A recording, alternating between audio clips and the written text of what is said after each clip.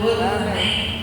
A palavra do Senhor, nesta tarde, que o Senhor colocou no meu coração, está lá em Josué 1:9, amém. Se vocês quiserem abrir ou acompanhar ele aqui, porque a fé vem pelo ouvir e ouvir a palavra de Deus, amém. Josué 1:9. Aqui o texto é bem grande, mas eu vou ler só o 9, amém? Podemos ler? Amém? Josué 9 diz assim a palavra de Deus: não te mandei eu, esforça-te e tem muito bom ânimo, não pasme, nem te espantes, porque o Senhor teu Deus é contigo por onde quer que andares. Amém? Esforça-te. A palavra de hoje, nessa tarde, é esforça-te, porque muitas vezes requer para a gente fazer a obra de Deus, requer esforço. Aqui em Josué, Deus estava chamando aqui Josué e animando. O subtítulo é: Deus fala a Josué e o anima. Por quê? Tinha acontecido aqui a morte de Moisés. Moisés era mudo. Então o Senhor falou com Josué que ele queria levar o legado, levar o povo, passar naquele rio, no rio Eufrates, para herdar a terra que era a terra prometida. Que Moisés estava levando, conduzindo o povo, mas aí Moisés foi morto.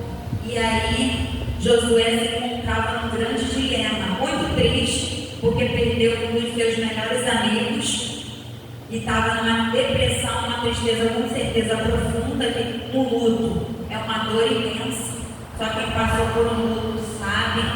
Então Josué estava naquele momento de perder o seu melhor amigo, seu companheiro ali, e ele teve uma missão. O legado de Moisés ali, o Senhor falou que seria com ele, que ele queria ter que passar o povo além do Jordão. Então ele ficou assim, pasmo, sem saber o que fazer, devido àquela situação, sem querer muito, querendo ficar no cantinho dele, chorando, aquele luto ali, aquela dor, aquele sofrimento. Mas o Senhor falou: esforça-te, não te mandei eu, esforça-te e tem muito bom ânimo, não pasme, e nem te espantes, porque o Senhor teu Deus é contigo por onde quer que andares.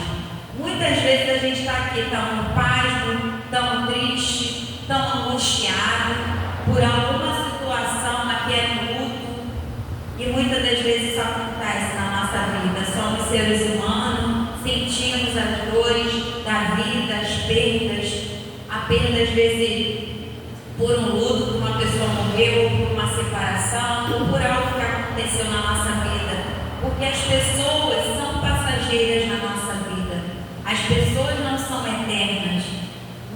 Quando a gente vem ao mundo, a gente vem sozinho, e quando a gente morre também a gente vai para Deus sozinho. Então as pessoas estão ao nosso lado no momento que nós precisamos ensinar e aprender com aquela pessoa. Então a mãe, a mãe cuida, se dedica, ensina a falar, a andar, tudo que nós precisamos, a mãe está ali do nosso lado.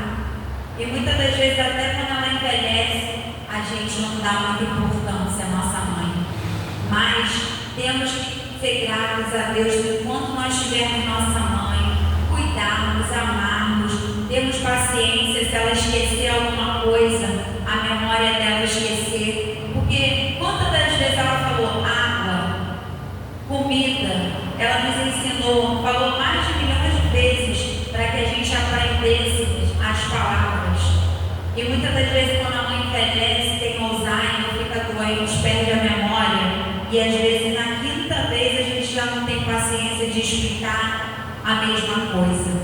Então temos que ter paciência com os idosos, com as pessoas mais velhas, sermos gratos pela nossa mãe, pelo nosso pai. Quem não tem mais sabe a dor que é sentir falta do pai e de uma mãe.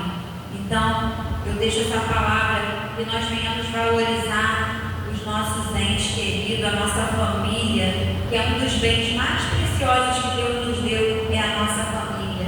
Filhos, mães, pais, avós, irmãos, Então, que venhamos zelar, venhamos cuidar enquanto nós temos, porque a vida é um sopro, é um segundo, a pessoa às vezes já não está mais do teu lado. E a gente, pai e mãe, a gente acha que eles são eternos. Eles vão estar sempre ali do nosso lado, sempre para o que nós precisarmos, eles vão estar ali.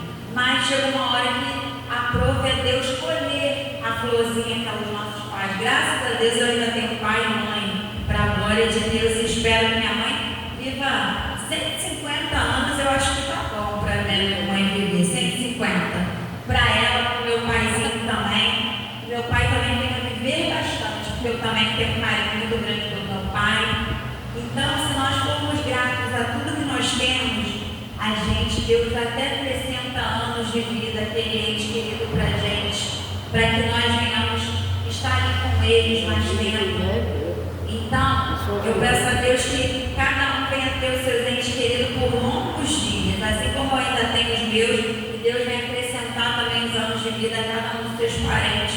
Então, dê amor, cuide enquanto nós temos. Porque depois que vai, aí não adianta. Aí fica a culpa, fica o remorso por não ter dado atenção. Então, a palavra que eu deixo, venhamos cuidar dos nossos entes queridos, porque eles são bem preciosos que Deus nos deu nas nossas mãos.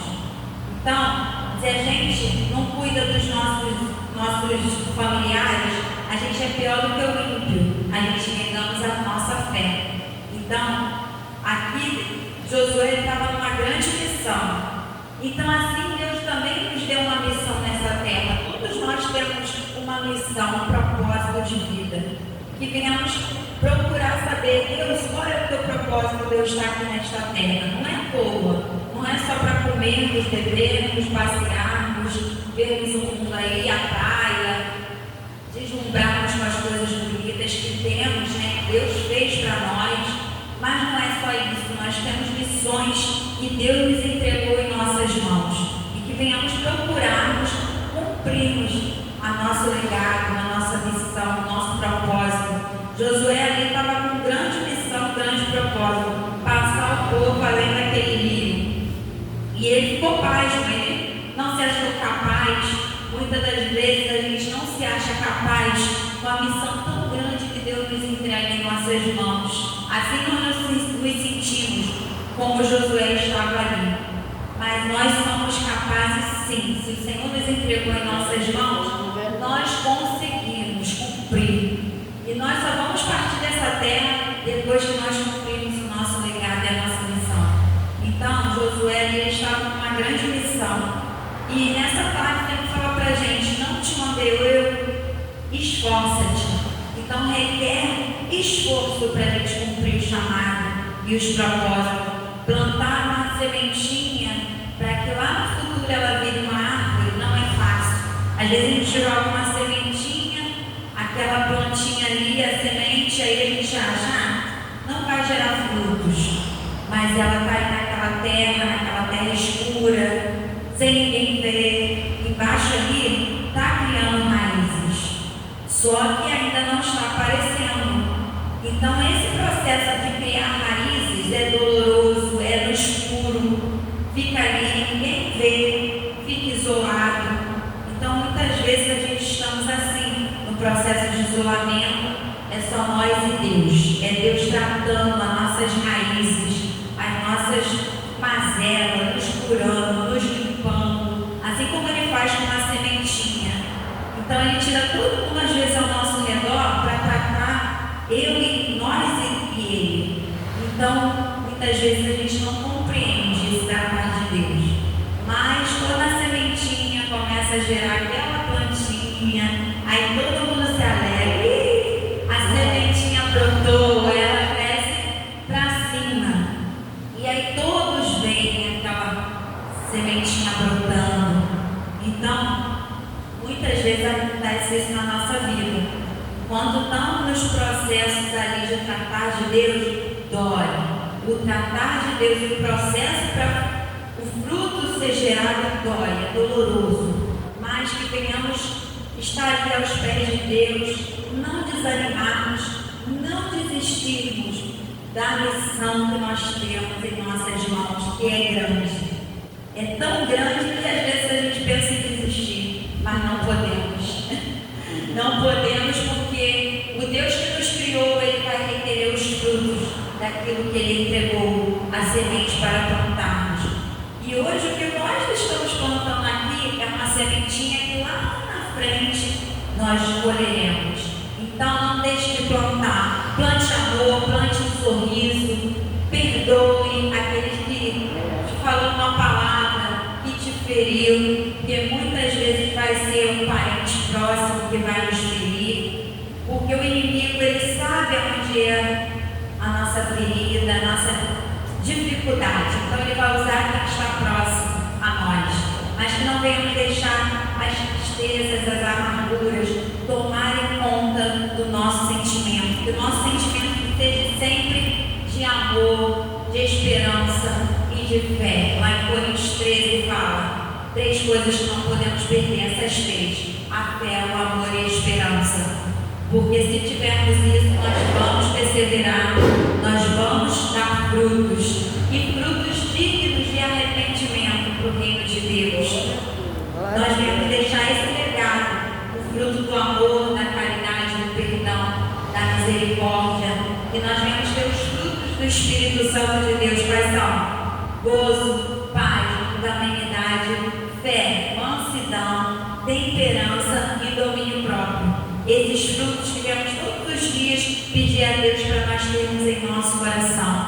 Porque se nós tivermos esses frutos, nós vamos dar muitas alegrias às pessoas que estão ao nosso redor. E venhamos também ser menos egoístas, pensarmos menos em nós e mais no nosso próximo. Porque esse é o amor de Deus por nossas vidas. Ele pensou tanto em nossas vidas, Ele deu o seu único filho para morrer por nós, em nosso lugar, para nos redimirmos, para nós alcançarmos a redenção eterna. Então, essa breve palavra que eu deixo nessa tarde, que não venhamos desistir, porque o legado é grande e o chamado é grande. E aquele que nos chamou, nos capacita